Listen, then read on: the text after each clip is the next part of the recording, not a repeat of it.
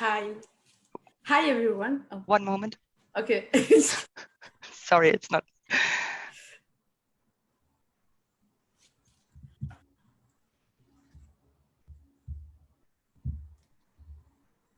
Hi. Hi, everyone. Thank you very much to join today to our event, Changing Perspective.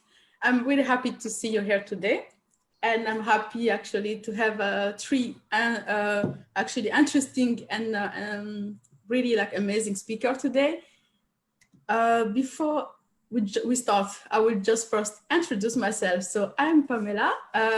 I'm located in Ireland, in Cork. I'm the JCI Skills and Development Director of JCI Europe Committee Diversity and Inclusion.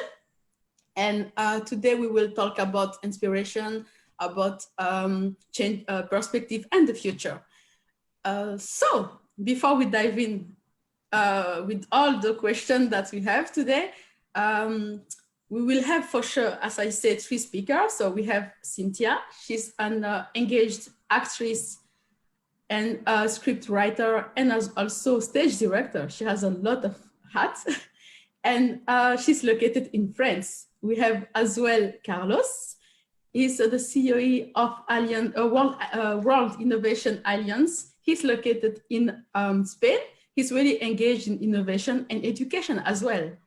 And we have, of course, Trisha. Trisha is located in Ireland, in Cork, and she's the head, actually at the head of diversity and inclusion EMEA in their technology. So before we dive in, as I say, let me introduce first the chairperson of JCI Europe Diversity and Inclusion Committee, Jennifer. Jennifer, the floor is yours. Thank you so much, Pamela. I'm so happy and I'm super excited, and I'm also very proud that today we will kick off our Empower Me series this year. So this is the first event, our panel discussion about the future of diversity. So what is the next challenges? Where are we right now? What's the status quo? And what do we have to do within the next years, or this year particularly? So I'm very happy that all around our JCI organization, we have a lot of activities regarding diversity and inclusion. This year, there is a lot of national activities and initiatives, and we are so happy from the European Diversity and Inclusion Council Committee that we can support all these initiatives. And yes, of course, we want to create an inclusive environment where everybody can strive for their full potential and also be their full authentic self. So I'm very, very happy that we are starting this discussion today. And I'm very thankful to especially Pamela for setting up this event today. And also special thanks to the three panelists. And yeah, I'm very excited. So let's discuss. Thank you very much, Jennifer, for this introduction. Yeah, so I think we are ready to dive in with all the questions. And I was thinking actually, because we have a lot of women today, let's maybe ask first to Carlos. He will be our the first one to speak today. So Carlos, actually, I saw that actually you're the CEO of World Alliance, Innovation Alliance. And I saw that you provide so many solutions to a lot of problems actually that we have in the world. And I wanted to know at this point, which solution do you provide and how actually they are related to diversity and inclusion? Well, thank you very much, Pamela. It is a great pleasure to be here, and congratulations for this beautiful initiative. I'm sure it's going to be a huge success. And we are focused on social impact. We want to make things better in a concrete way. So we have several divisions. One of them is a consultancy that enables organizations to maximize their positive impact with models that can leverage all their employees, all the different stakeholders to actually make a profit in a way that is more beneficial for society. We are compiling solutions for problems in healthcare, environment, poverty, human rights, and education. And a lot of the solutions have to do precisely with the protection of human rights, the fight against discrimination. And we have several pilot programs that we're running that we aspire to scale to a global stage. And we are advocating for these solutions, presenting them to international organizations, to governments, to institutions. And one of them that I believe you're going to be interested in is crossing borders, where we are launching video calls between kids from different schools of different countries in a way that regularly these kids are going to be able to have contacts all over the world. They're going to fight discrimination by understanding the needs and the difficulties of people of other countries. So just imagine if when we were a child, we could have had calls with, Nigeria one day, next day with India, US, Finland, all the countries. Because when you have just one friend in one community, you have 60% less chances of actually hating that community. So the idea is that we have that program, Crossing Borders, not only in schools, but also in universities and in companies. And we believe that those types of solutions, and we have many more, hundreds of them actually, but those kinds of solutions, if implemented at global scale, can have a massive impact. That's really interesting. And actually, do you think it's easier maybe to start like at the younger age actually than to start like later, because sometimes I think it's maybe it can be hard when people are getting older to remove all the biases and to rework on rebuilding that part. So do you think it's easier maybe at the younger age? Did you saw any different actually? Well, I do think it's easier, but I think that it's something that we have to do with all ages, and we have to use all the channels that we have available. One of the channels that we have is schools and universities and organizations. The other is, for example, communication. So the work that we do is targeted to everyone because we believe these solutions or these mindsets of respect and protection of human rights have to be everywhere for everyone, right? So one of the ideas is that during the school ages, the problem is that, it's boring for kids, but the good thing is that you have 15 years of their full attention, right? And it's very difficult to find attention elsewhere. And now we're competing for attention all the time. So we try to use all the channels. When you have an organization like Dell, for example, that has, I guess, more than 100,000 employees, you have a lot of opportunities to engage those employees. And regardless of how difficult it is to change a person's bias, the reality is that we need to try and do our best. And there are many things that actually change. Just think that before the COVID crisis, no one would ever consider wearing a mask because that was an Asian thing, or before it was very normal to see people drinking and driving or not even fastening their seatbelts. And those were communication campaigns that had a massive impact. So what we're doing is not only trying to look for solutions and advocate for them and implementing pilot programs to make the case, but also we're launching global communication campaigns. And the one that we're going to launch this year is called Improve Yourself, Improve the World. It is a global communication project where we want to involve everyone and communicate programs that allow people to have better economic prosperity opportunities because they have the right skills, that they have as well more well-being, and that includes mental well-being and physical well-being, but also something that we don't see anyone talking about really, which is how can an individual or an organization make an impact? How can we all become human rights advocates? How can we all become social entrepreneurs or impact makers? And how can we all work more in having the right values and trying to create a value system that is more universal, where we understand each other, and then we understand as well the potential of the collaboration between different cultures. And I have the huge, the lack that I have because I'm not only married to a Chinese woman, my team comes from Syria, Nigeria, Pakistan, and many other places. We have people from all religions. And in our organization, we have members of more than 140 different countries. And I just benefit so much from learning from these cultures. And I just think that everybody should. So we have to use our influence wherever we are, whatever the position we have to use that to try to impact everyone and try to include everyone as a part of the solution. Thank you. And actually, before the end of this discussion, you will share. You need to share a bit more about this in this program actually. So we can share with our JCI member, today, and even for other people who are watching today actually. So wow, let's dive in and keep going with our next speaker, Cynthia. Hi, Cynthia. Thank you very much to have finding the time today. I think you're mute.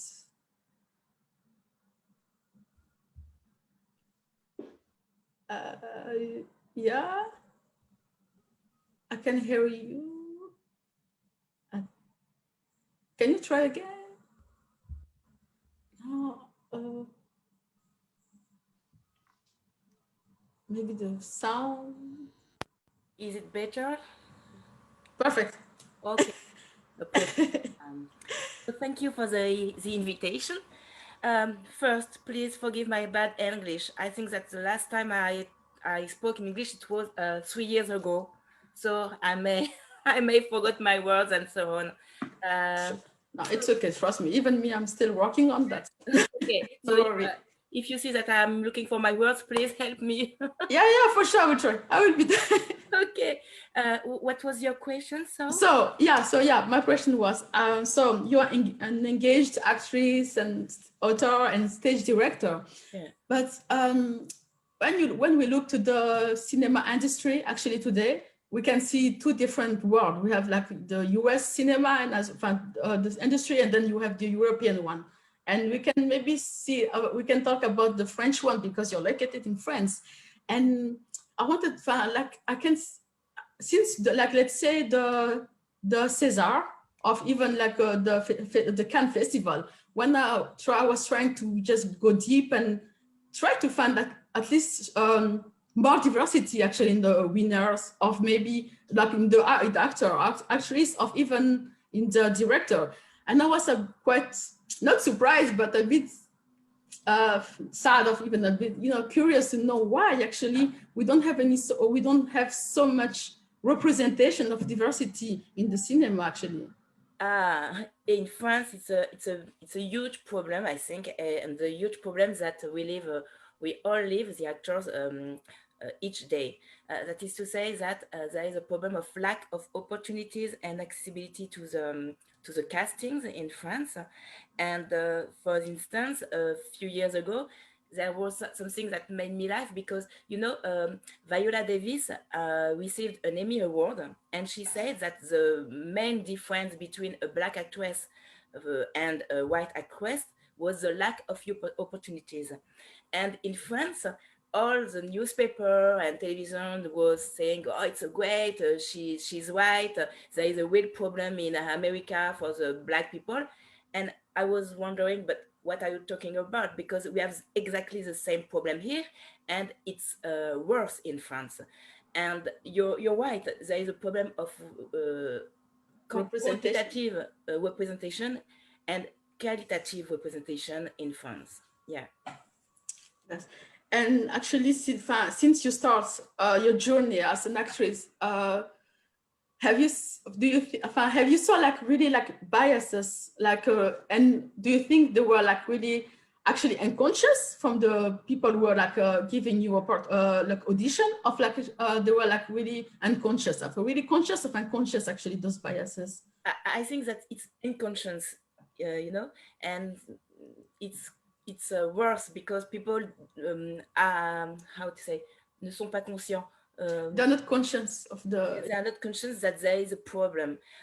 They were not conscious because nowadays more and more black actors or North African actors or Asian actors are talking about that problem, and they're trying to change things, and things are changing, but very, very slowly.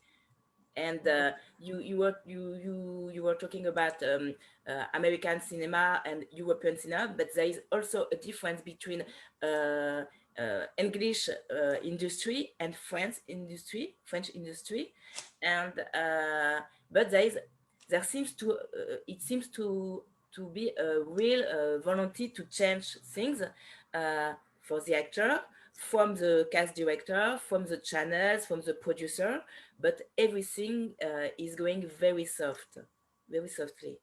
Okay. Yeah, we will keep going with you in a few minutes. I will go to Trisha for the moment, but I will come back because I still have some questions as well for you. Okay. So we'll dive in the question of diversity and inclusion with Trisha. Trisha, if you can at least a bit share your journey in the diversity and inclusion, how did you get there actually? And if you can tell us actually in 2021, why actually so many companies still have a big lack in the diversity and inclusion Absolutely. Before I do, just have to thank you for having me, and it is great to be here. And I have to say to Cynthia, you apologized for your English. To me, it's just amazing that your expertise in acting, and you can tell us about it in English. So take it, you're incredible. Never mind apologizing for the odd, I have difficulty with words at times as well. So please, it's incredible to me, you're just so accomplished. Plus you can tell us about it in English. So my role with Dell Technologies, as Carlos said, it's a company of about 150,000 people at the moment. And you probably know Dell most for laptops or printers or screens in the client world. But then we also have large storage solutions. So if you think about the amount of data being created every day, and think of the hospital, about the bank, the transactions that you make with your phone, buying a cup of coffee, and how that relates back. So all of the computing power behind that is what Dell Technologies provides to businesses. And really, my role is diversity and inclusion lead for EMEA. And we do look at D&I as a business imperative. I often get asked, okay, it's fine to talk about that, but why? So I'll give you simple examples. It's estimated at the moment by 2030, there's going to be a shortage in tech of 4.3 million people. So every time, we keep hearing that the jobs that your children will do don't exist yet. And I see it at my age that absolutely, even my job did not exist 10 years ago, 20 years ago. Think about yourselves, what you do. How many of you, when you were growing up, you thought, oh, I want to be a program manager? It's not the kind of thing. So it's only increasing. But what we're seeing is that if we don't try and diversify our workforce, that global tech labor shortage is just going to increase. So about 90% of IT employers are already struggling with skills shortages. Based on current graduation rates, we're not going to have enough talent. And if you think of that pool, if we're only looking at, what we believe technical program manager looks like, whatever image we have in our head, we're making that pool even smaller. So what we need to do is make sure that we're looking at the diverse workforce. People like me, you might look at me and think, okay, she's too old. I've actually had a 20-year career in the technical world before moving into diversity and inclusion. You might look at somebody else in Ireland, for example, and think, oh, I can't relate to that person because I come from this kind of a background. I'm a little bit afraid. We can't think like that anymore because we can't succeed as a company if we do. Now, there are lots and lots of stats around, if you're ever asked about this, I'll just share. If you look up McKinsey, did a study last year, and Deloitte also. And I'll just give you one figure that I have here, which is the difference in financial performance between the most diverse companies and the least diverse companies is 48%. Wow. So your profits as a company could have a range of 50% difference.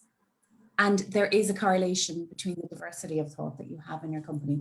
So I think that answers, a little bit of why we need to be thinking about this. And your other question, why companies aren't. Certainly a company like us, we're seen as an industry leader around diversity and inclusion. And we see that more and more people are coming to us saying, okay, I haven't looked at this stuff before. It was kind of way over here. It was a nice to have. Now we're recognizing that we do need to look at it. So hopefully we're getting there slowly, a little bit. But for me, it's around awareness, what you don't know, being open to different views. You mentioned there about, it's mostly females here. It tends to be mostly females that look at this. And is that because, we are the most affected group from a diversity point of view? Cynthia, you mentioned about Viola Davis, and I loved that because it's that idea that if you're not subject to racism, you believe that it doesn't exist, or if you're not subject to sexism or whatever it is. So really, we need to pull in allies, whether it's Around gender diversity, having more men talking about it. Around racism, having more white people talking about it. Around disability rights, having more people without a disability speaking about it. And that's the way that I see us making progress.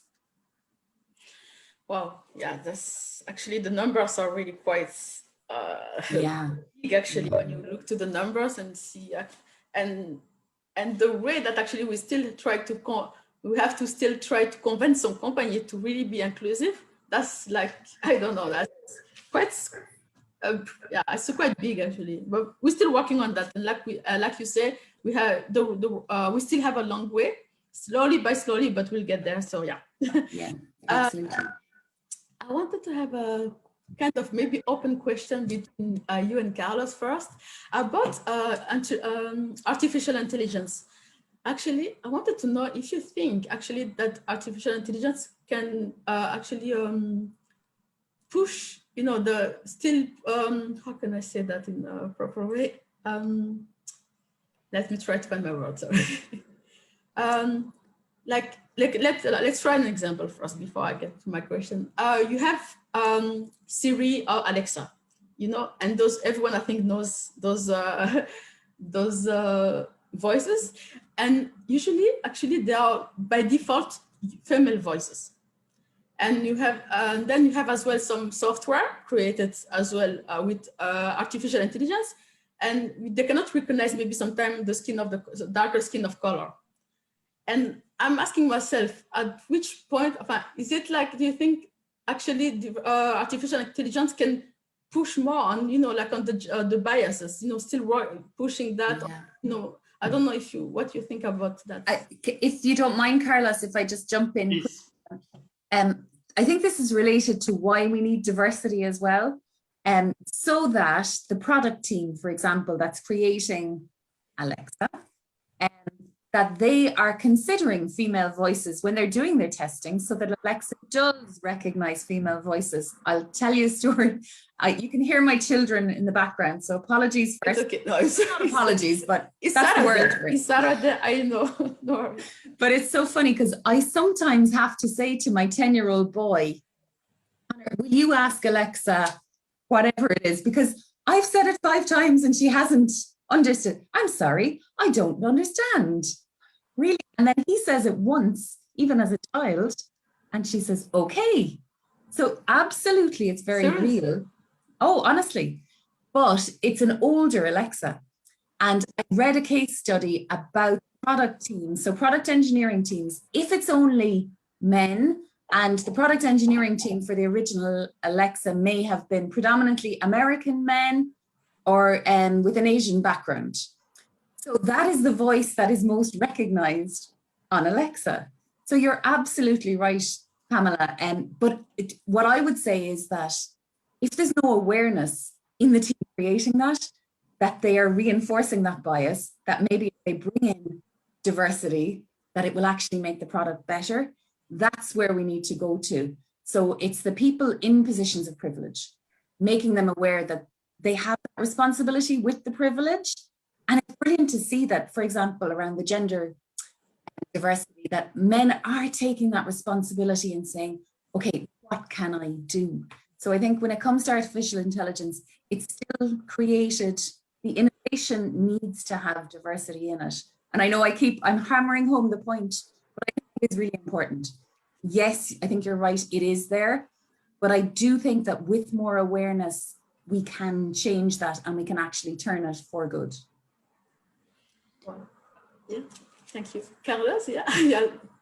Yeah, I absolutely agree. Here is the situation is that not only do we have algorithmic biases, but also that, you know, algorithms, artificial intelligence and technology in general expands and makes everything, every idea, it scales. And we already have biases. And by default, most biases are unconscious because we don't want to recognize our flaws. And we just try to avoid thinking about the fact that we are racist or that we talk about other people criticizing what they do and we do it as well, but we just justify it.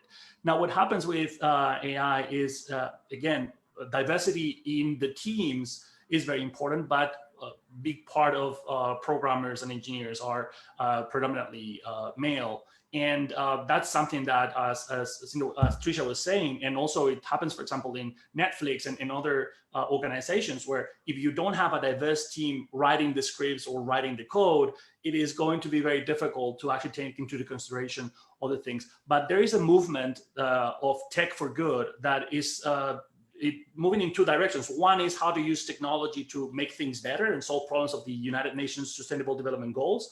But the other is how do we make a better, more ethical technology. And there's an initiative by, for example, President Macron, which has the support of many large tech companies. And there is a narrative already and a global conversation about this. And it is very unlikely that this is going to remain unsolved, because again, people are starting to realize how relevant diversity is and how much do we live and work in silos. We are completely isolated from other perspectives, and we're isolated from other departments, other organizations, other sectors, and other countries. And I see that all the time. And if we're going to look for solutions, and not only solutions, but also profit and growth in our organizations, in a world of disruption where all these new technologies are converging, changing everything. Trina was talking about the disruption in the job market. 50% of jobs are going to change. More than 2 billion people are going to need reskilling, upskilling changes, and we need to be more innovative than ever. And the last thing I share, and it's not exactly related with AI, but it's related with the situation that we're talking about. The job market is going to change also, because now we can work from home, and it's becoming a new reality, a new standard. There's several companies that have said that they're always going to work on remote. And at the same time, we have 4 billion people jumping to the internet in the next years. And we have millions of people that are selling services online, and you can access to a pool of talent all over the world through Fiverr, Freelancer, and now LinkedIn has announced that they are also going to implement a global marketplace of services. What this means is that you have availability of talent. You can have them as employees or freelancers, or you can outsource through service providers. You can work with literally anyone. And if you want to thrive in a world of constant change, you need new ideas. There's no way you can have new ideas if you don't talk to different people, if you don't have different types of experts, if you don't collaborate with different departments or different industries. Oh, you're totally right, actually. That's true. And I think that some business who won't scale actually in the next 10 years will be the one who actually choose to stay close, stay stuck in only one, the point of view, to just stay the way they see things. And actually, I think it will be a loss as well, a big loss actually for them, like you said. Before let's keep going. And actually, you were talking about Netflix, and I wanted to go back to Cynthia and about Netflix. And I remember that when I grew up, like I'm from Belgium. So when I grew up, I was watching TV, like in Belgium TV or even French TV, and I could not even relate it actually to some. There was some good movies actually, but I could not even relate it or see myself as one of the personage of the movie or something. And then actually, not long time ago, we had Netflix and had all the other platforms like Amazon and other one. And actually, I was like, oh, finally, I've found some series of movies where when I watch it, actually, I can say, oh, actually, that can happen to me, and I can see myself maybe in that person. And I can see actually so many diverse people finally on the TV and on the screen. And I wanted to ask you, actually, do you feel like that the cinema, the classical cinema, French cinema, is like struggling, with actually let's say the competition with Netflix and those streaming, actually? I can't hear you anymore. Okay. I think, first of all, there is a big difference between representativity and identification. Do you know what I mean? For some, I think that you can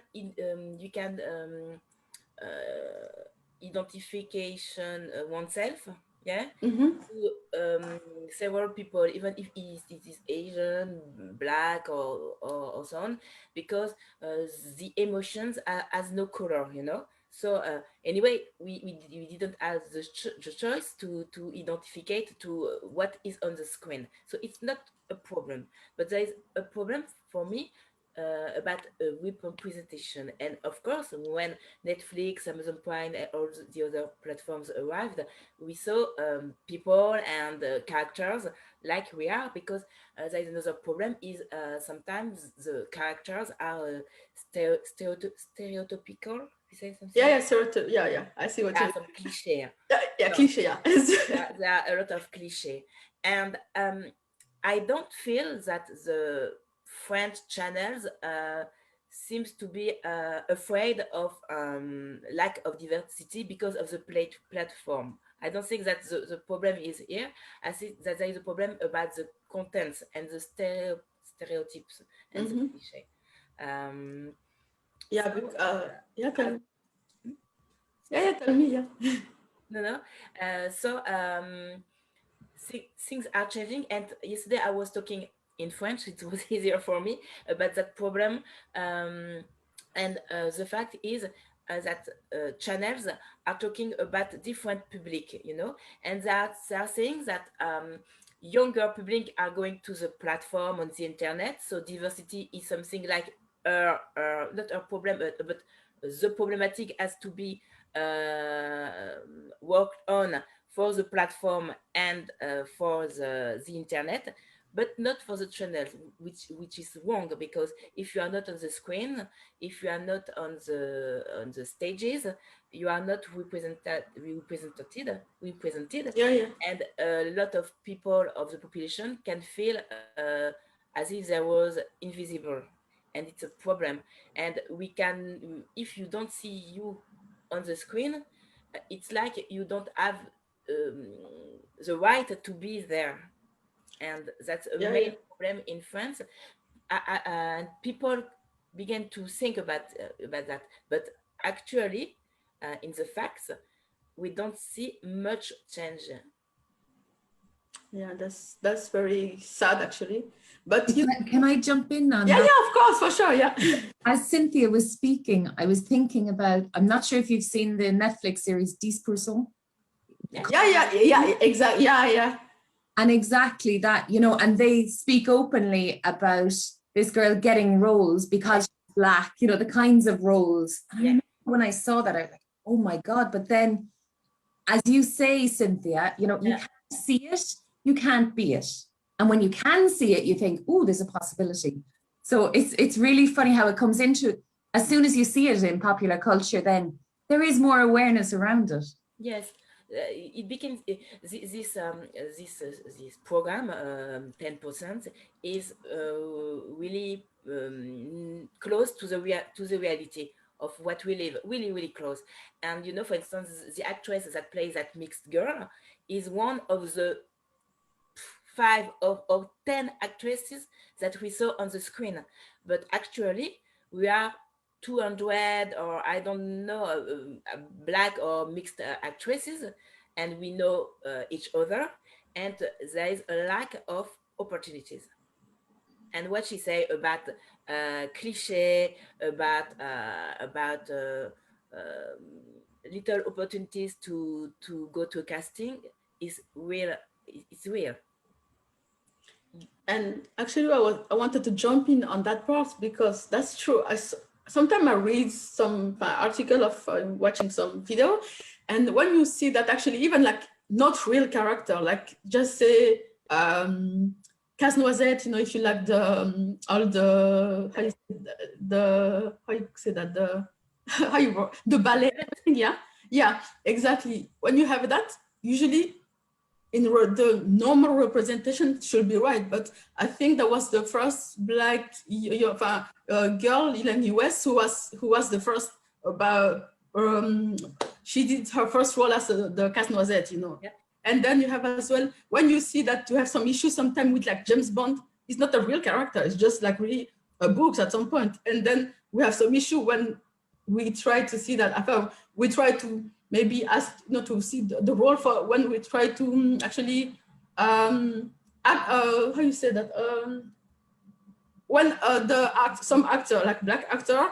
try to have like an audition for those roles, and this, we still have like people like complaining, or even like just say Disney, when you see that we have like the first black girl who being playing the Little Mermaid. yeah, Little Mermaid, and then there we have some we see like people fighting with that, like no, she should be in that color, but like it's a cartoon, you know, it's not a real person, so it's kind of, yeah, that's sometimes some fight I don't understand. So yeah, it doesn't, yeah, it's quite complicated sometimes. Yeah. And yeah, so let's just keep going with that. I still have a few questions. So Carlos, I know that we're talking about cinema. I don't know if you have maybe something you want to share. Maybe I don't know if in the TV industry in Spain, of like in every country that you travel actually and you work in, can you see some different actually as well regarding that, you know, and or even the radio of something, you know, around those industry? Well, what I do see is that in the global space, especially in Hollywood, in Netflix, as it was mentioned before, they are actually moving very, very fast.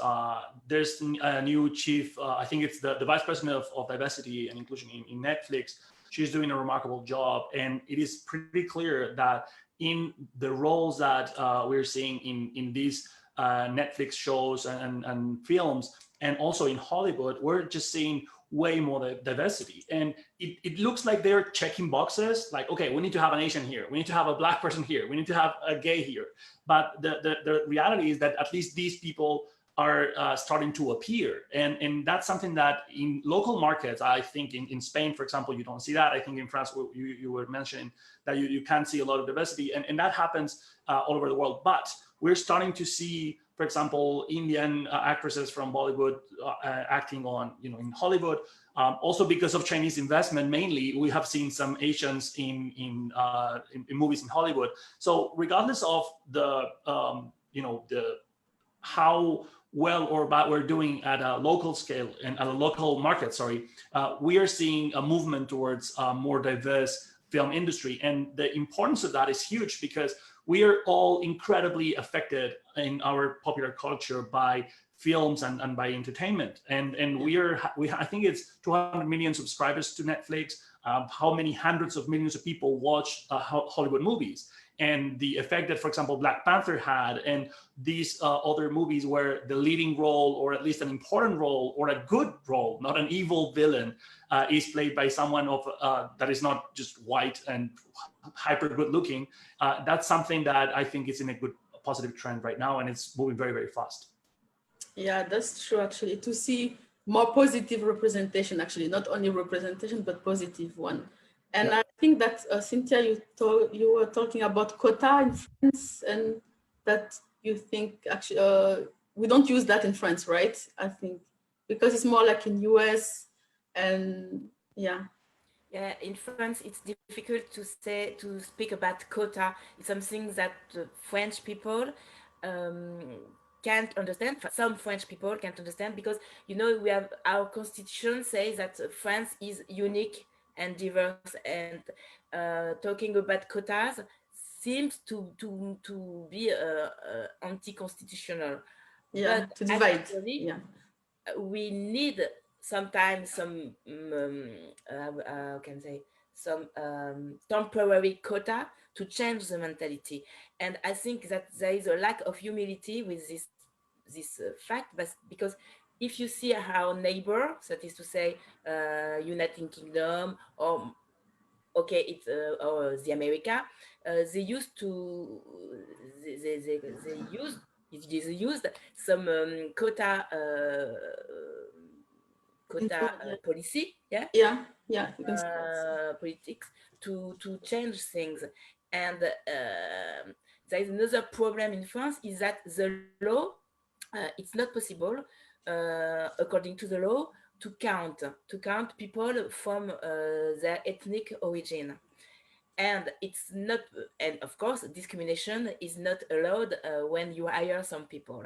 But there is one line which says that it's not allowed to discriminate people, but you can choose people according to their skin for cultural field and artistic field because of the freedom of the director, of the creativity of the author, and so on. So there is something that is not fair, because you can't count the statistics and prove that there is a problem, but you can comment on dit embaucher, je sais plus. Hire. Yeah, you can hire some people and choose the skin because you are working on stages or on screens, and it's unfair. And 1 week ago I was very shocked because by watching the TV, there was on the channel a survey, and the question was to French people, who do you think there is too much in France? Yeah, Black I saw people, that. Asian people, Jew people. And I say, how can we say that we can do some statistics about representation on the screens or on the stage, but we can do that kind of survey? So there is, I find that there is something very hypocrite. Yeah. Hypocrisy. So, I think Trisha or Carlos can help in that one. there is Critical, yeah. something that's not fair. But my speech is quite negative because the facts are quite negative. But there's a lot of people who are trying to change things. Some cast directors, some directors. It seems that some producers too, some channels too, they are talking about that fact. France Television is doing a book of the diversity, and so things are changing, but that a lot of political speech that we cannot hear anymore. Once a political woman who is in charge of diversity try to explain that fact because of the colonial past of France, which is ridiculous because United Kingdom has a colonial past too, and there is not that problem on the screens. So, well, yeah, finding excuses maybe behind yes, history, but yeah, it's not an excuse actually, because now it's not, it can be an excuse no more. Now we are in 2021. It's not. We can't say that anymore. So maybe at some point, some people are used to a certain way. Maybe it's hard for them to change. That's the work actually for the society today. Yes. Can I jump in on that as well? Yeah. I think number one, I think it's brilliant that you're having this discussion, and this gives me hope for the future.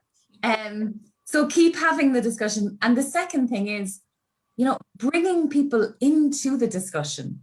I think for me, that's key, to what you were saying there, Cynthia, but if we can find a way to get the people who just avoid this stuff, it's not even on the radar. If we can somehow bring them into the discussion, I think we can have more success as well. Just to give you a little example, I went for a walk this morning with my friend, and I said I was coming and speaking about this. And she said, we're so lucky in Ireland, there's no racism. Okay, really? But I said, we are so lucky. No. And she said, no, I've never encountered racism. Now she's an Irish white woman, good looking, all these things. And I said, okay, but you've never encountered it. Do you think that means that it isn't there? Oh yeah, maybe. So then we had a simple, very starting the conversation. But now I would have thought that she was very aware that this might be the case. So I think even just bringing in people that believe, there's no problem, whether they believe it or they want to believe it, I think can help with what you're talking about as well, Cynthia. So I have to say, to this committee for JCI Europe, this gives me so much hope because you guys are speaking openly about it. It's something that, it is, we must do this. How can we role model? And just in having the conversation, I think you are being role models for future generations, for your peers, to have the conversation as well. So just to make the point as well, you know, it is it's okay us speaking in a bubble, but the bigger the bubble, the more impact that we can have as well. Yes, I think that people has to be sensibilized. We have to do some sensibilization. Sensitized. Yeah. Totally. I think like at the moment you're living maybe in some place, you don't really have that, you know, like interaction with people from different country, of even, from color, of even like different religion, like Carlos said in the beginning. You missing a lot, and actually you don't know the struggle. And maybe for you, it's like, oh, everything is okay. We don't have that. But maybe 2 meter later, you have someone else who has a lot of things, and you're like, it's like you live in 2 different worlds actually, and even though you're still living in the same city, some country, some small city. So yeah, that's like the importance to have, like, really trying to be more inclusive, even in your friendship, and, you know, like to try to start the conversation with your colleagues at work, and just to start. But I think it's like you gain more by knowing people as step by step. Of course, I don't force anybody to go to more and ask questions to everybody, like, how are you and what's your struggle? No, just more to start the conversation step by step and be open as well to listen, actually, because sometimes we want to talk, we ask questions, but we don't really listen. We can hear what they say, but we don't listen to, like, properly. And we are like, oh yeah, I talk with her, it's okay, but no, you still need to go deep and, you know, listen deep and understand the real struggle, and be advocate, like Carlos said at the beginning, and be, you know, like vocal as well. Yeah, that's really important. If you see someone struggling, don't unmute yourself, and, you know, like don't mute yourself. Be more vocal about it. Try at least, because of course not everyone is vocal. I know, and I'm not really, like, sometimes. So I try to do my best in the way I can. I don't need to do that maybe on social media, because some people are more vocal on social media. You can try your best to be engaged in a way you can't. And like Cynthia as well is advocate, she really working on some program to try to do a lexic, I don't know how you say that in English, about a word that you can use and not the word that we don't use anymore actually in the French language, to approve those words to in the 2021 world actually. So if you can share a bit about that, Cynthia, as well, if you feel comfortable.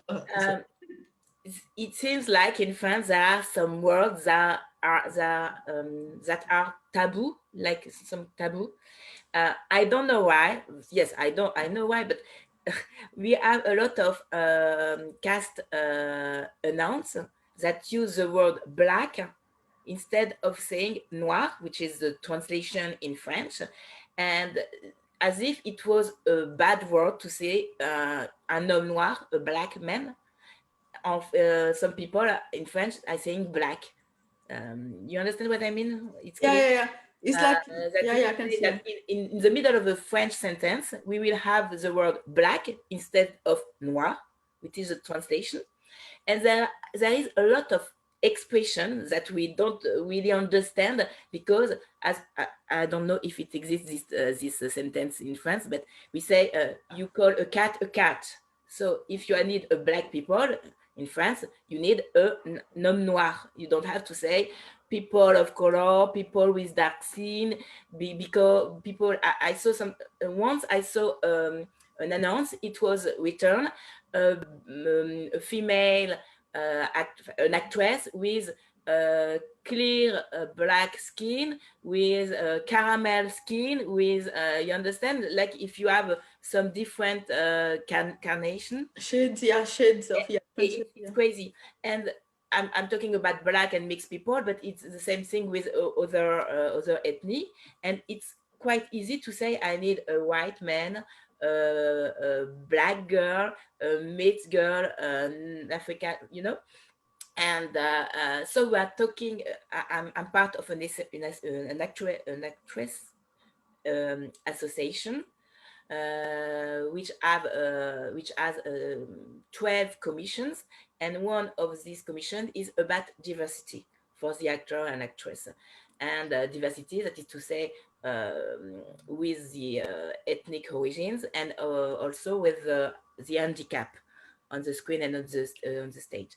And we had a meeting yesterday evening, and we were talking about that kind of announce. And what I forgot what I wanted to say. That's okay. Lexic, we're talking about lexic. Yes, we are trying to do a lexic so that we can use just the simple words and to be to not to confuse people too. So it was not what I was wanting to say, but if you get back, let me know. I know. I don't know if it's the same word in English. Lexic is kind of a small workbook, but with different words, like a new word, let's say, like correct, word. But I don't know if it's the same word in English. But yeah. And I wanted to ask you, so when you get back to when you find what you wanted to let me know, and and Carlos and Trisha, I wanted to ask something, an open question. Of course, in the past five, let's say 6 years, we see a lot of women be like more interested in the IT, in the science actually fields. But do you feel actually that until today, we in IT and innovation still a men's world? So I don't know who want to start first. Do you want to start, Trisha? Or do you want me to start? Yeah, you can no, look, I'll give you the answer that I see. So I've worked in tech companies now for, oh my God, I'm showing my age if I say 17 years. Wow. But yes, is the short answer. Two things I think are changing. Number one, the awareness, like you spoke about, okay, Carlos, I thought it was really interesting the way you were speaking about intentional representation of groups, which you can be cynical and say, oh, they're putting an Asian person in to have an Asian person. But if it has an impact, that the people who see it, as you mentioned, I think the figure of 2 billion people watching something, that has a positive impact. So number one, I think inclusion requires intentionality. You must be intentional about inclusion, or it's likely that you're excluding someone. So I think I see that changing and awareness around that. And the second thing is that, yes, I think it's still a man's world, but I think that responsibility, like I wrote down again, Carlos, just off one of your points, if you don't have to think about it, it's a privilege. So men don't have to think about it, but they are more aware and they're using that privilege responsibly to bring more women into the workforce. That's what I see happening. It's a big difference from 17 years ago, certainly when I joined the tech industry. I do agree with Trisha in everything she said. And what I would say is that there are places where there is equal opportunity to access to the tech world. And there are places where there's no equal access to education, for example, for girls. And I think that we need to focus on equal opportunity and equal rights. And there are many places in the world that there are not the same rights for women and men. And they have to have a tutor. They have to, like, for example, sometimes they have problems and they can't even go to the police because it's even worse for them. And so when you don't have the possibility of access and education because you have a marriage that was arranged when you were 13 years old and things of that nature, then there's a huge disadvantage for women.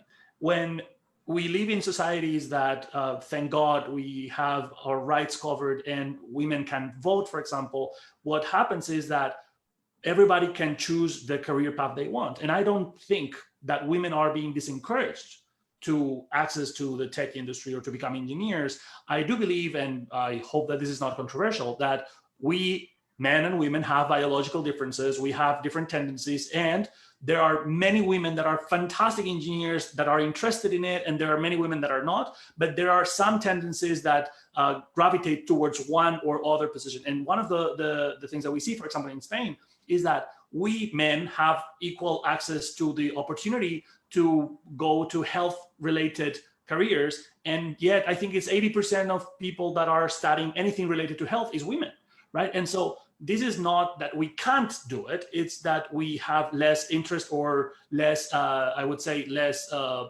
willingness to do that. Now, the question is, shall we encourage more women to go to STEM, of course. And I think that there are many initiatives that are working in that direction. You have for women in science from L'Oreal. You have a lot of, I would say, a lot of examples of little girls or women that are doing amazing jobs in science or in tech that are inspiring others. And sometimes, even if it's a little bit forced, to give more opportunities to women, for example, just to make the case, as Trisha was saying, sometimes if that makes an impact is good. And I think that one of the biggest places or one of the most important problems in this regard is, for example, in political representation, because you don't need to have exactly the same representation in a company, because whoever does a job, and it doesn't really matter. And that we cannot argue about the benefits of having more male or more women, or having a more diverse environment, as we were saying. But what happens when you are talking about political representation, for example, is that you have a population of, let's say, 50 million people, and 99% of the politicians are male, or people in the Senate or in the Congress. And the question is, well, if we have senators that are representing states or regions, and the number of senators that you have depends on the number of population that you represent, how on earth do we have so many male leaders and male Congress people that are just representing women on behalf of women without having women there? And I think that when we're talking about quotas, I think it in a political environment is more needed. And when it comes to science and tech and all this, I think the message is, A, you may be interested in this, and yes, encourage and give incentives, because it is good for technology and it is good for society that there are more women there. And so because it is positive, we can encourage that. But I would not say that right now, when a male and a woman in the same set of skills and capacities goes to Dell, for example, I don't think that they are discriminated against women. That's the way I understand it. But there are, again, many places in the world and many environments and industries and situations where the discrimination against women is just horrific. And I think that we can focus on the access and the equal opportunity and equal rights for everyone. Thank you very much. And actually I wanted to jump on that part, because I think I was like, because I had to create a diversity and inclusion training as well for all the JCI member and non-member, which I need to train people in the future in a few months. And when I was creating that training, I was reading somewhere, actually, I think it's in Mexico. I think it's Mexico in Africa somewhere. Actually, the Launcher program, I forgot the country exactly, but the Launcher program, where actually the parents were like, sometimes were struggling, maybe with the, money and at home and everything. Sometimes they ask the younger girl to stop school to go to work, to bring back the money. And then actually, I think that one of that country, I think in Mexico, and then, let's say Mexico for the moment, I will check after. The Launcher program, where when the parents struggle, if they send the younger daughter at school, actually, they will pay the difference, the difference they will gain if the girl was going to work. So that helped a lot of people, a girl actually going to school, because the parents were still having that money, actually, were not struggling. So the girl could get educated. And we saw that actually the difference from before the program and after the program, that actually we had more girls educated, even like in the higher school and like university after the program, because finally they could have the chance to go to school and be educated. And that's true, like you say, some other country is still like really like, oh my God, it's horrific to see that. Actually now we have like for sure we put the young boy like, okay, you can go to school, but young girls are like really defined to stay home or to help at home. So like education is not really something important, but actually, if you don't have that education, at least get to know what's happening in the world and everything, they will lose a part of the future, even for themselves actually. And I think like a few days ago or weeks ago, we had like as well the first woman to be the president of Tanzania in Africa, and you have like a lot of women leaders, like step by step. But when you see the numbers with male president and in the world, we're still like not quite there yet, but step by step, let's just try to keep. Yeah, exactly. You're right, step by step. And I think you're right as well. Digital literacy is so important as part of that. There's a project that we just sponsor. It's a company called Computer Aid.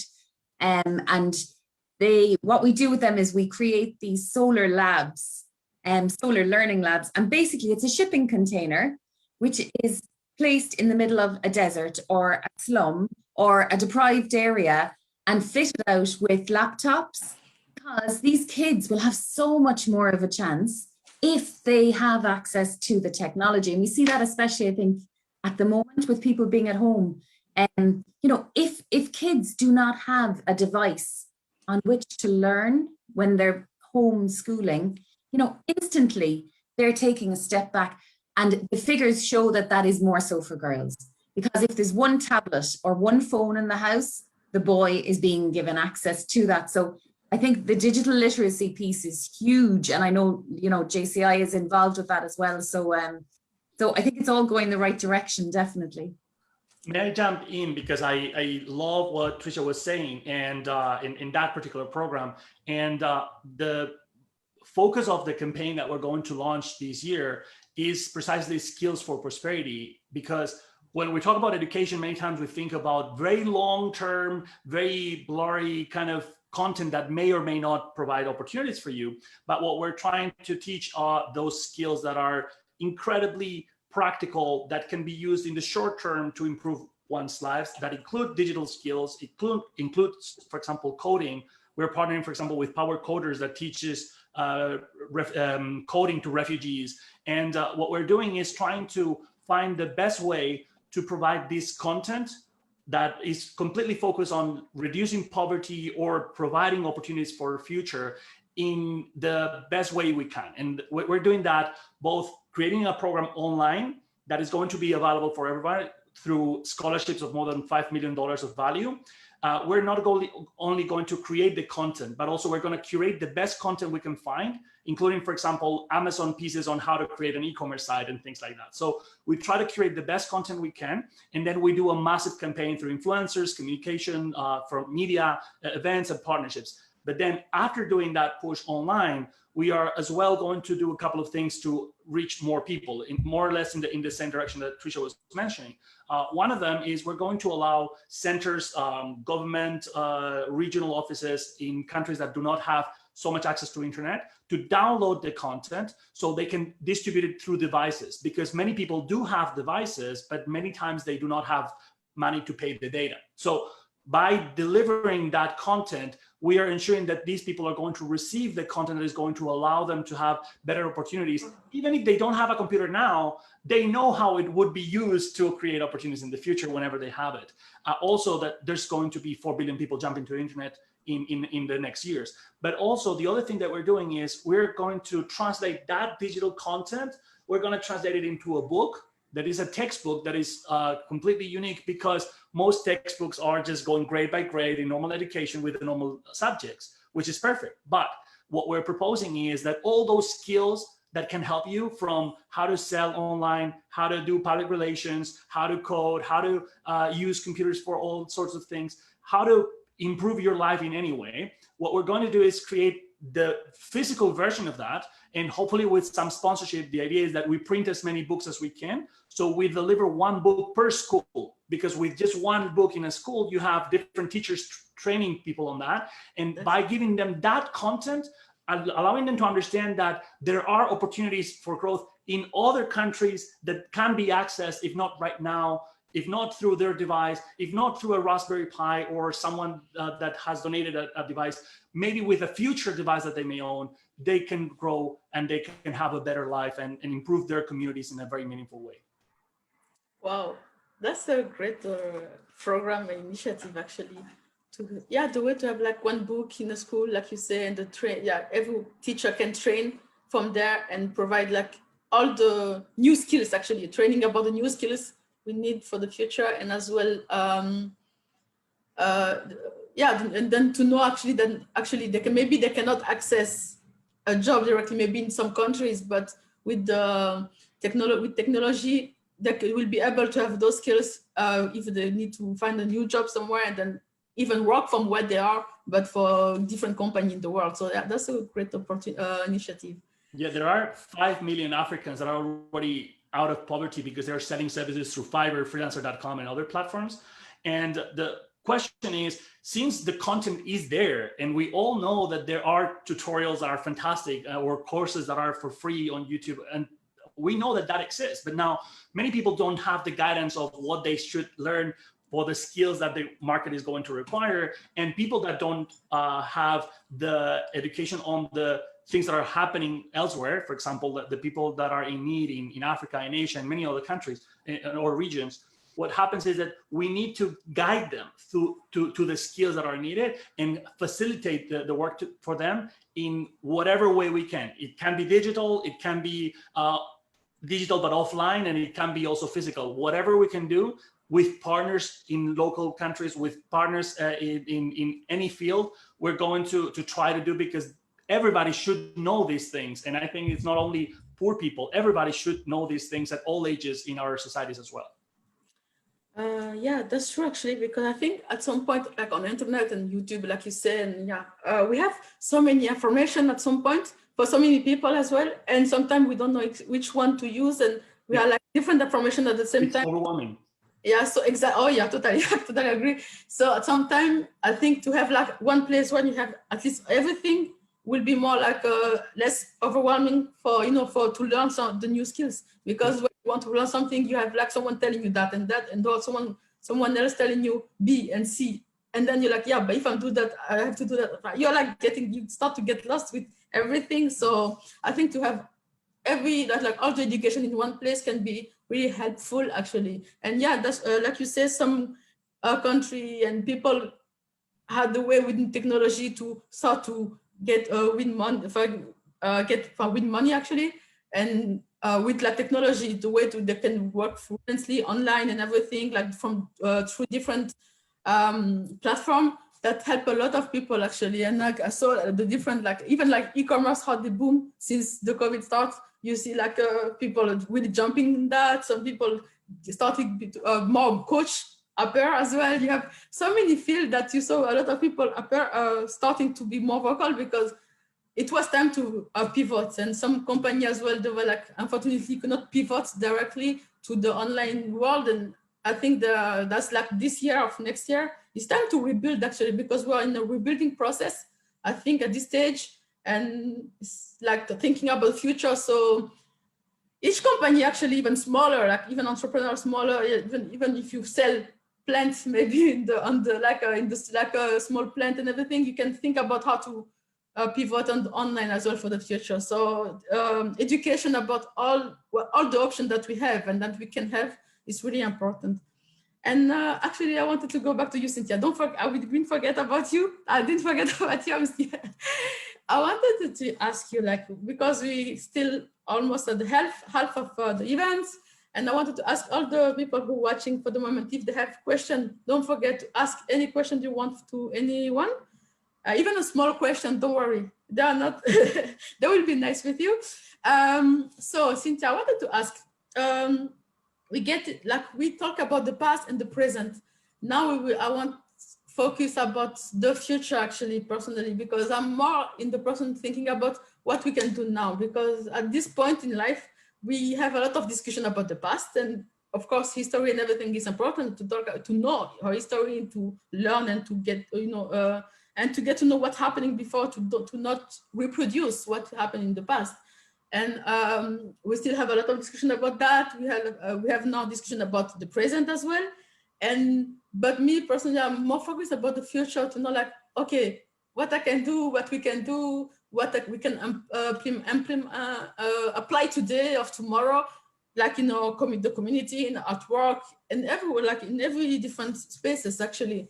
It's about the future, like what we can see in the 5 and 10 years, and to be sure that what we plan today, like the seed that we plant today, will be helping maybe someone else in the future, and we can see all the results that we planted like 10 years ago, like today, So now that's the part of the future. So I will ask a question to everyone. I will start with Cynthia. How do you, like, you had a journey and you're still growing, and you, for sure, I hope to see you like in Oscar in US one day as well, and as well in France, etc. So we have to stay positive, and I know that you can achieve it. I wanted to know, how do you see exactly the future, like in the cinema, and for you in this industry, sorry. I think that everything is possible. Anyway, everything is possible, and we have to go on and to hope that it will be better. There is two things as for me. First of all, as an actress, is to go on to work and work and work and to show your talent, and not to wait for things go from the how we say, the given.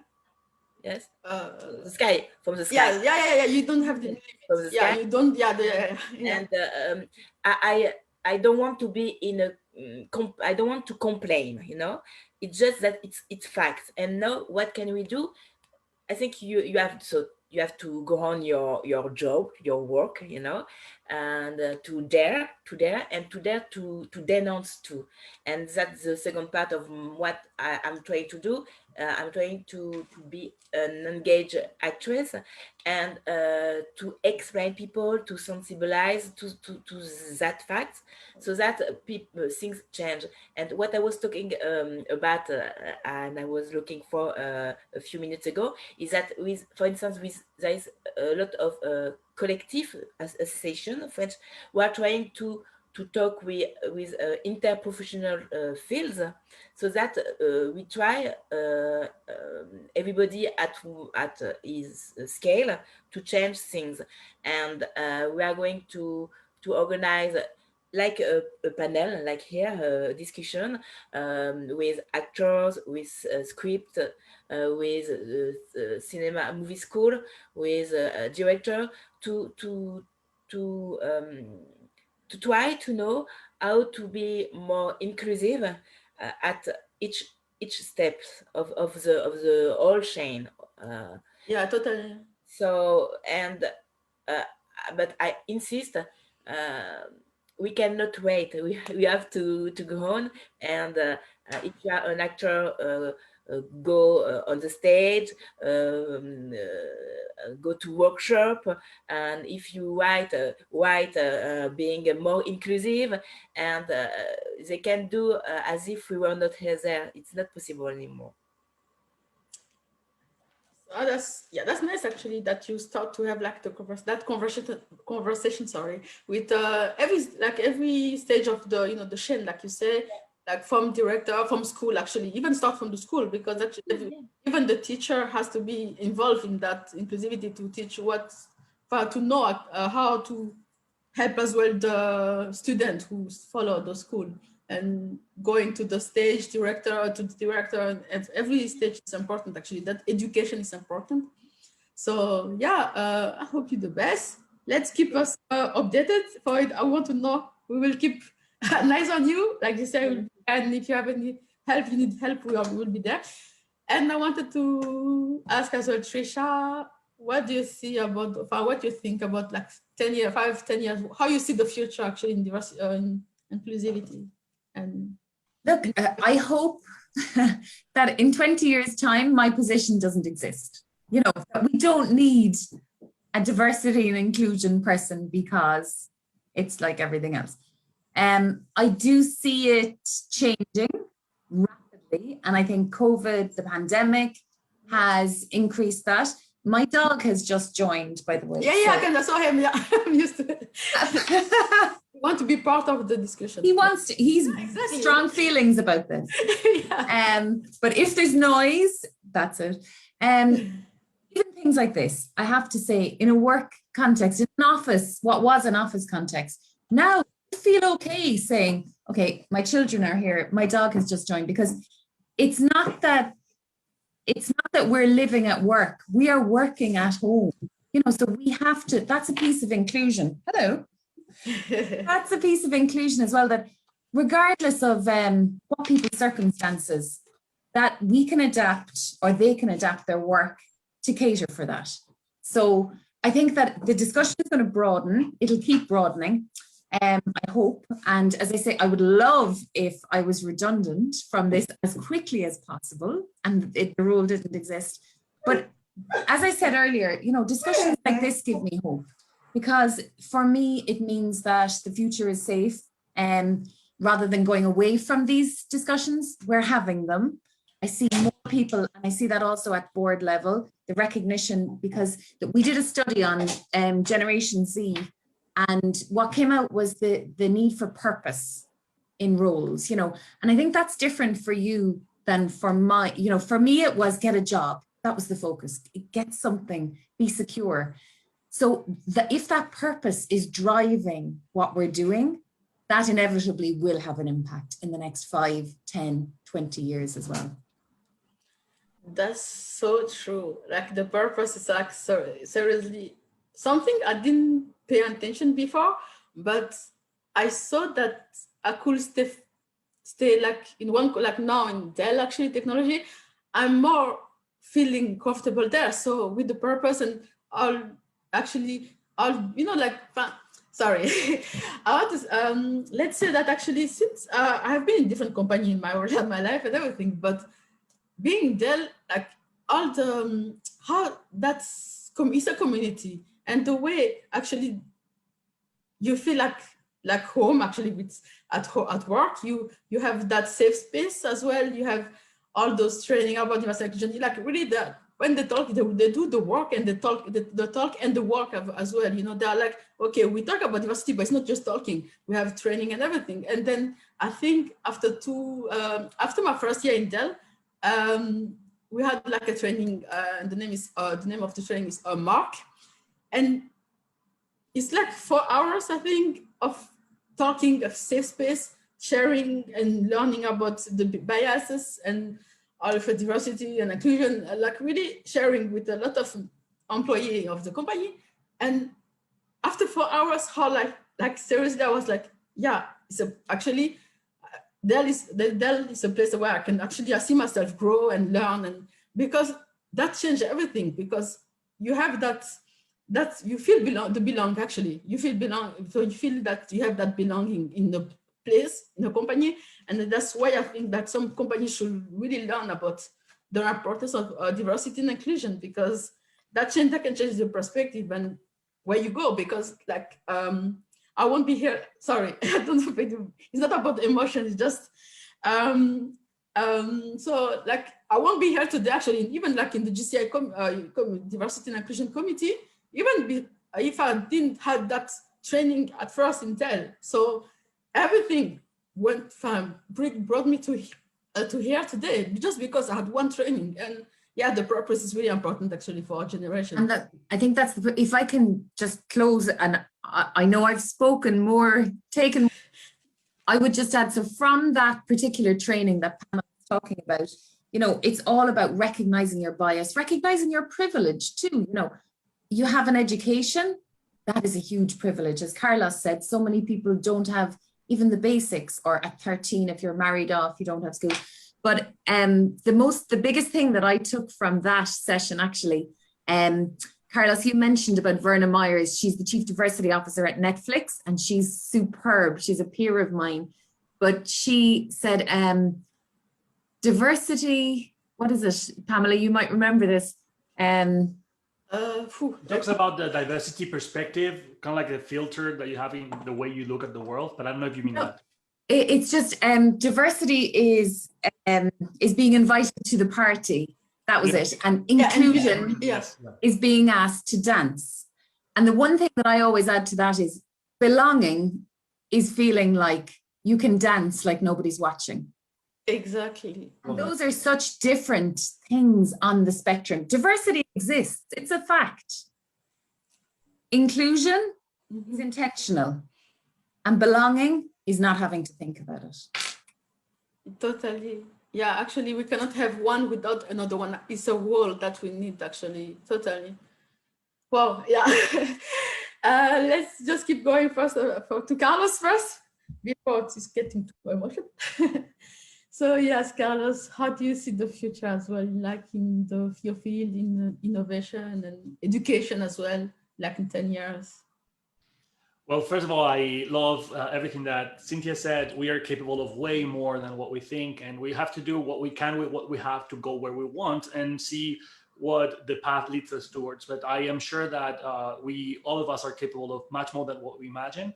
So the attitude towards life is the most important thing.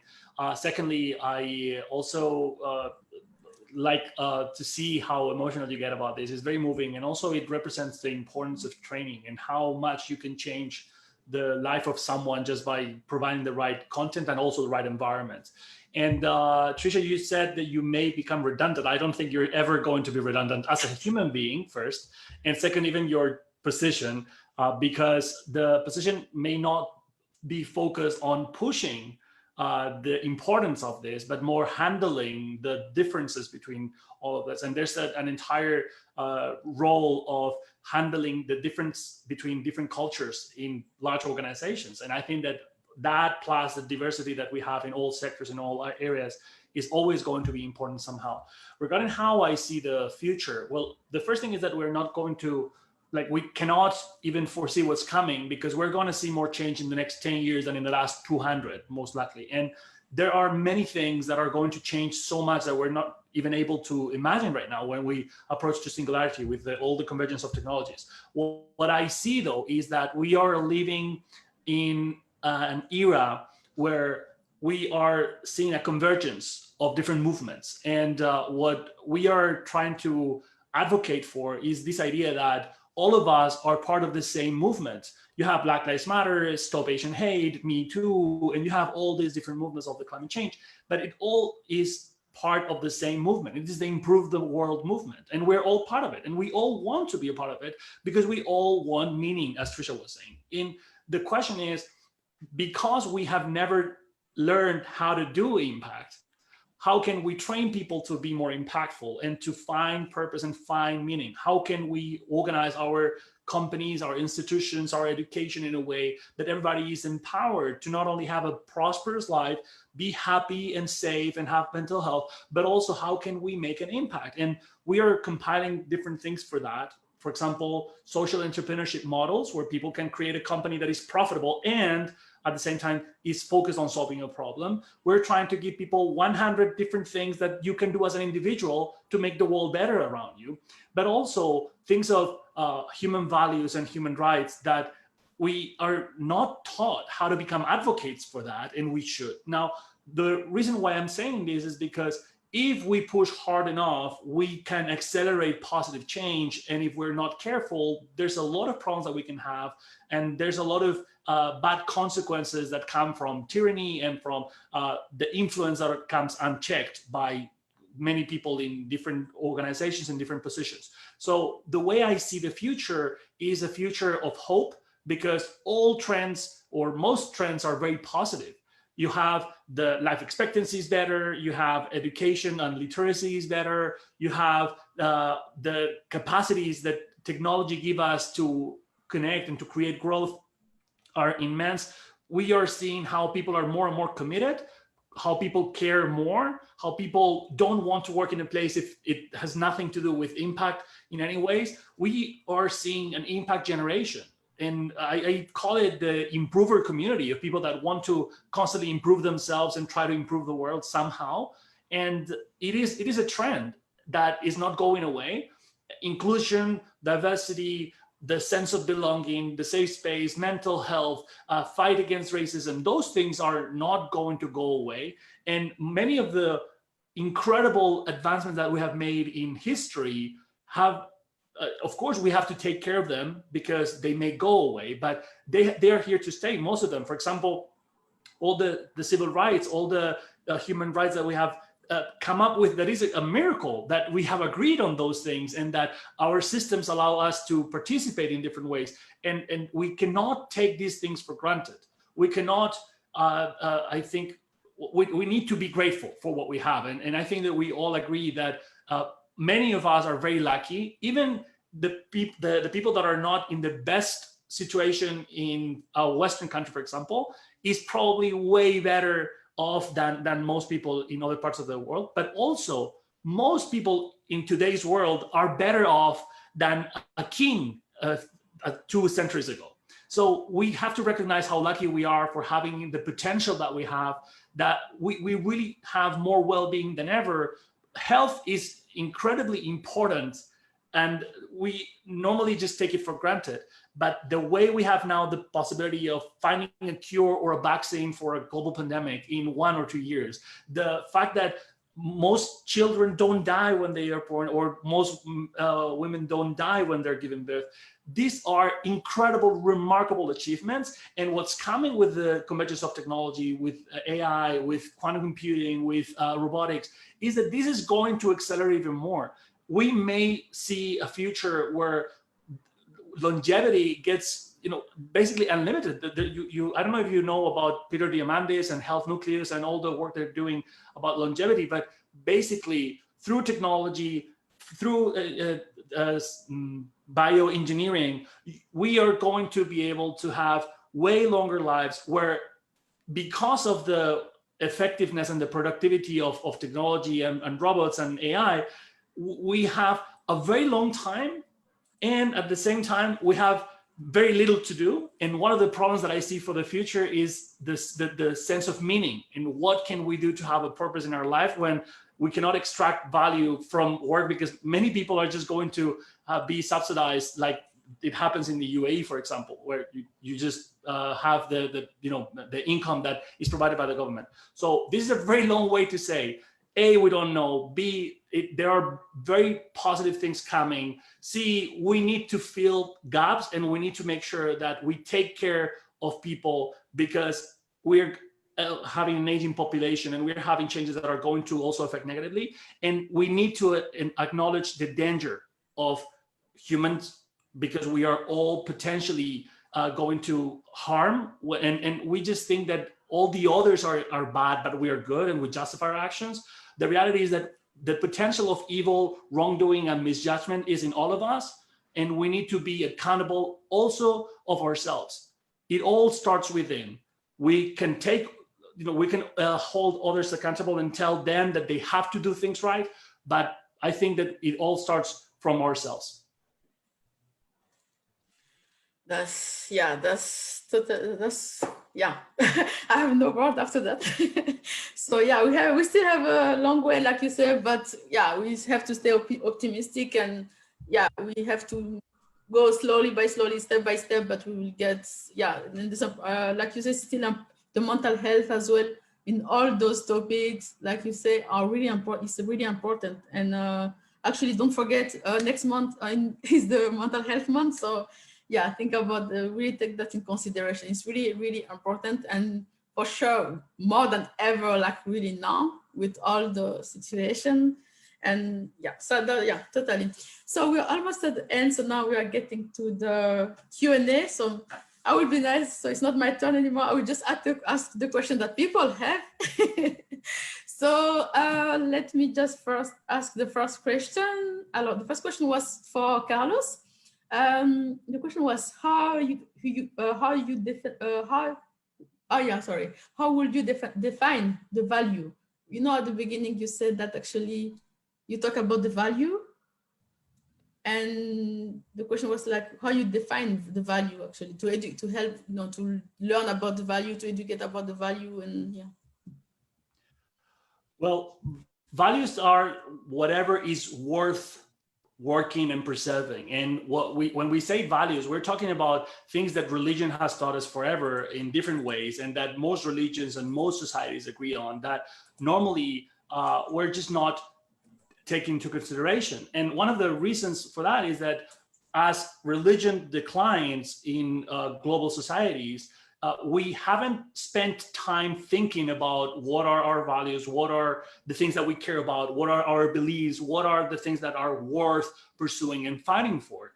And so that's why many times we just go with whatever our political segment goes with. So for example, if I consider myself to be in the left, then I would say and defend the things that they tend to say. But many times because there's an intersectionality in everything that we are. We are part of a billion different groups. You know, you're a Black woman from Brussels that happens to care about this, and we could have many, many different segments, right? So the problem is that we are bombarded with inputs every single day that leads us in different directions. And they tell us, you have to care about money, you have to care about this is good, this is bad. And we're just receiving all these inputs.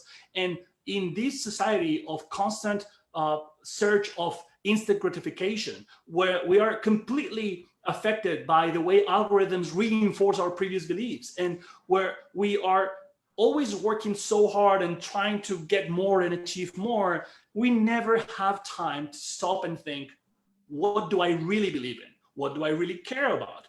Am I really the person that I want to be? How can I become a better person? How can I become more someone that I would respect and admire and feel proud of?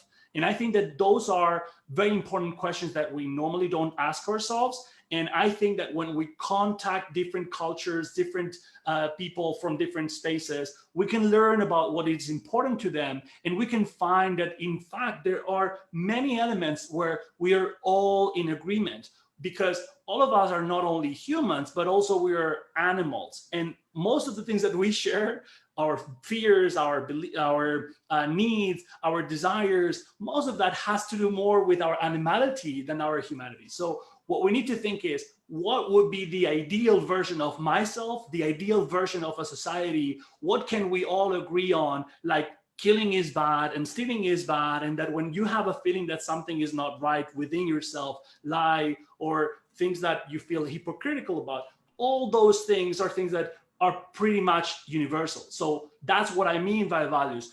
Trying to create your own value system, trying to create your own set of beliefs instead of just going with whatever you've heard, because probably it is inconsistent if you actually analyze it and you see that you cannot be forced to think everything that one group or the other group thinks.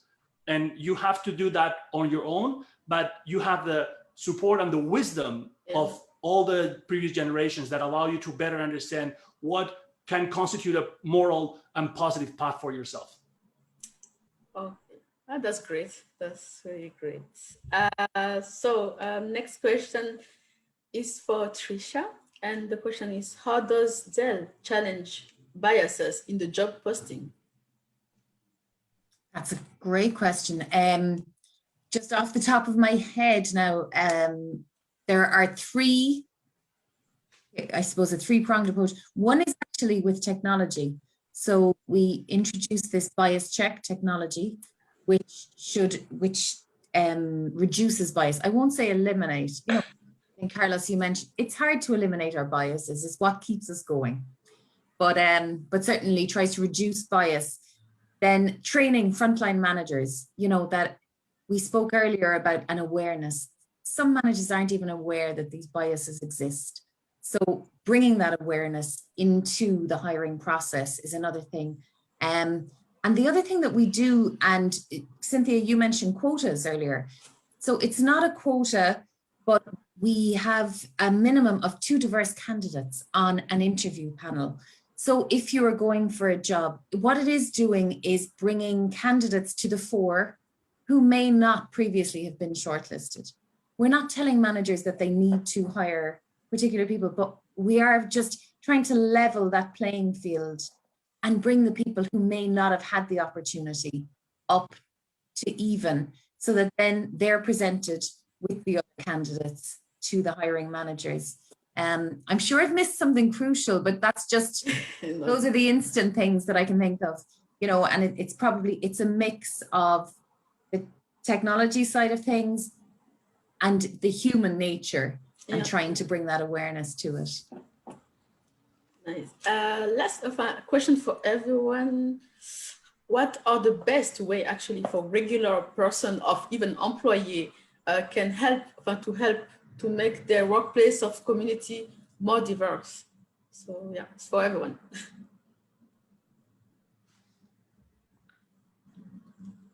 Do you guys want to start or? Work away.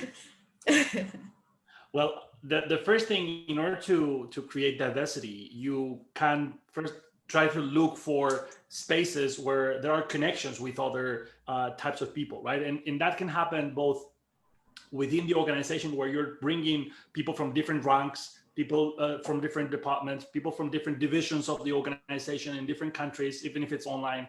The fact is that both within the organization and outside of the organization, plus all the customers and all the partners, there is an entire ecosystem that we try to impulse what we call the stakeholder value maximization model, which is the idea that all of us, all the employees, all the partners, everybody can be a part of the solution and can be a part of the growth of the organization beyond the normal jobs. And in order to create value for all of them, you have to maximize the interactions between all of them and try to look for what are their goals, their aspirations, and also what is the value that they want to provide that they normally don't have the opportunity to. And in that way, when you're actually creating this community around also all your customers, you can have millions of users or only a few few clients. When you bring everybody together in a sort of a network and you give different roles and give different spaces and you push people to actually connect, not just waiting to see if they will connect or not, or not expecting that they're going to go on the internet and just start talking to each other, or not expecting that because they are in the same event, they're going to talk to each other. We are very shy and we are afraid of speaking with others because we fear failure. We fear rejection as well. So what that means is that for people that are very extrovert, they may talk to more people, but a lot of times we're going to just stay with our friends, stay with our division, and we can create safe spaces, as the ones you mentioned, in a way that we encourage everybody to, even if you have to force them a little bit, you say, you should talk about these things, or we can work together in these things.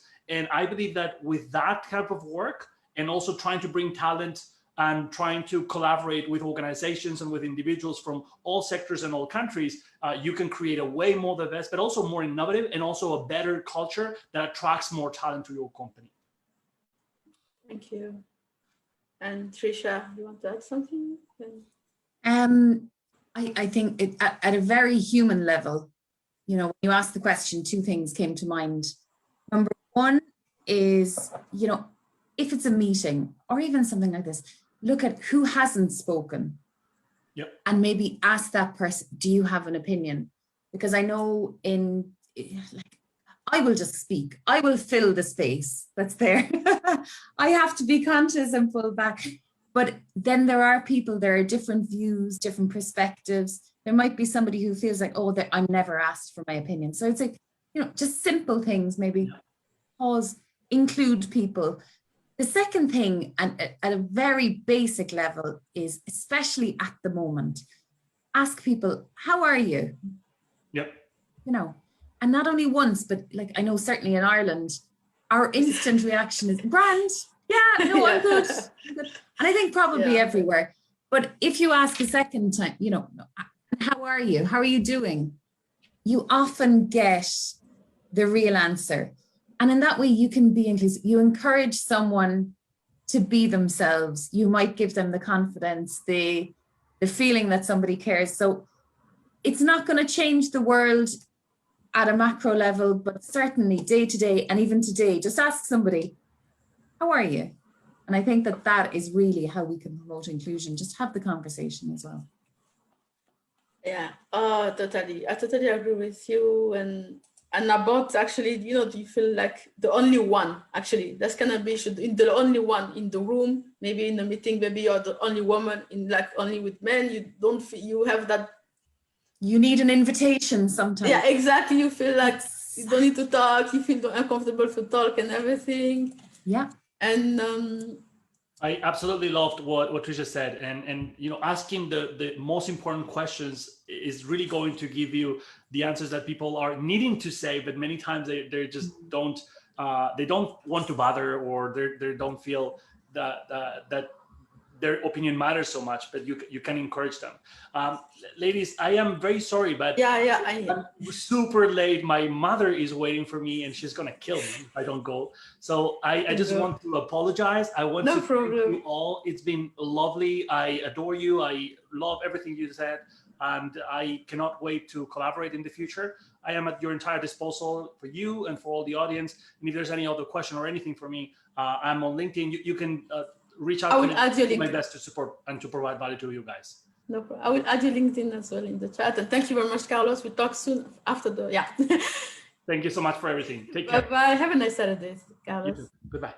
So, yes, I wanted to finish with the part like feeling the only one, like in a room with maybe like only men, or maybe you're in a room, but you're maybe the only person of color, or even like you have maybe like different religions, you know, like when you feel like maybe like if I speak, do I need to speak? Don't feel comfortable, and to be the only one can be that issue that actually maybe we have a different point of view who could change everything actually in one project for something we're talking about in that meeting. So that's totally true. I have a last question as well. Don't worry, we almost finished. Then you will be free for your Saturday. Last question from Cynthia. Actually, I had two. Let me try the last one first. This one first. We often hear about positive discrimination. What is your opinion about it? Do you think that this can be a good solution actually to reduce the inequality?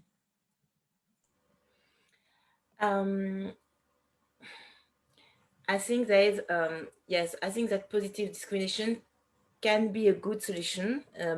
As I talked a few minutes ago about the temporary quotas, but there is, I don't know if you say that in English, perverse effect, un effet pervers. Yeah, perverse, yeah. Shisha, if you can help on that. I think for me, understood, but like to have perverse. Comment on dit un piège? A trap.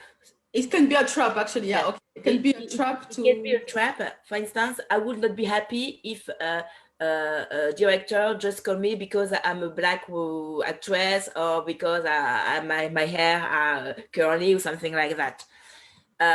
So it could be a trap, but actually, when you are called by someone, there is more chance that it's for your talent than for your skin. Of course, I hope. So I think that positive discrimination can be a good thing to open the minds of the people. But how to say? It's quite difficult to say that it's not the one solution. It is not the best solution, I think. But it may be a temporary solution to open the mind. I will say something like that. Yeah, totally. That makes sense. Yeah, it's like not the right one for sure, but yeah, it's a way. Not the only one. Yes. Yeah. That's really great. Like, actually, I want to thank you both, and Carlos, who left a bit early, and thank you to have found the time actually on a Saturday to just join this call today and this discussion. And I hope that people who are watching will left with something, and maybe from Monday of like to start that discussion with colleagues or friends, even to try to apply something actually in their everyday lives, because I think we have to start somewhere, and it's not the time anymore to complain. Like you say, it's hard sometimes. I don't say it's not hard, it's sometimes and everything, but yeah, it's like, okay, now what we can do, and try to find few solutions, even on a smaller scale, and then try step by step, and maybe that can help other people who maybe you never imagine. You can impact someone who were watching and were thinking, maybe I don't have any voice in my company, of maybe I'm at school, I don't know what to do, and don't think that as well. I don't want to think that it's gonna be an issue to work in the IT or in the, let's say, cinema and everything. It's really to show all the point of view, actually, to be ready and to as well be there, like, okay, now I know that, but I will try to be advocate, to help, to do something on my space of, and try to find a way to change things for the future. So I'm really glad that I was here today with everyone, and I hope that everyone enjoy. So the live will be finishing in a few minutes, and after that, don't forget, if you like the video, you can share. And you can as well join our Facebook page and Instagram and LinkedIn as well. we will have a lot of different content training and in the future about diversity and inclusion, of course. Like really, we try to really be advocate for a lot of things, like women in science, women in tech, even like for not only women, no worry guys, inclusive. So it's really I'm talking about a lot of different topics and try to feel less uncomfortable with the complicated question and discussion, because sometimes it's even when I was preparing some question, I was like, no, I think you're spot on. Being comfortable with being uncomfortable. Can I just say thank you and well done, by the way, to you for the insightful questions, for facilitating so well, so genuinely, and thank you for the opportunity. I'm at the age where I'm starting to encounter, ageism, so thanks for including me as well. oh, come on. Oh my God, no, seriously. No, trust me. Genuinely, thank you so much and well done. Thank you. And do you want to say something, Cynthia? No, just thank you. And thank you for the opportunity to make me speak in English, because it was a long time ago I did not speak in English. So thank you. And share us like link about all the movie. I want to watch what you're doing actually, like in the future movie. And I will be there when you win an Oscar or even a César or something. So I have to practice my English for the Oscar. No problem. Come on. You're no problem. good. Thank you very much. So we will close the live now, and just if you can stay 2 minutes. But we'll so thank you very much for all the people who are watching today on Facebook, and see you soon for future webinar and workshop and training. Thank you. Thank you, Jennifer.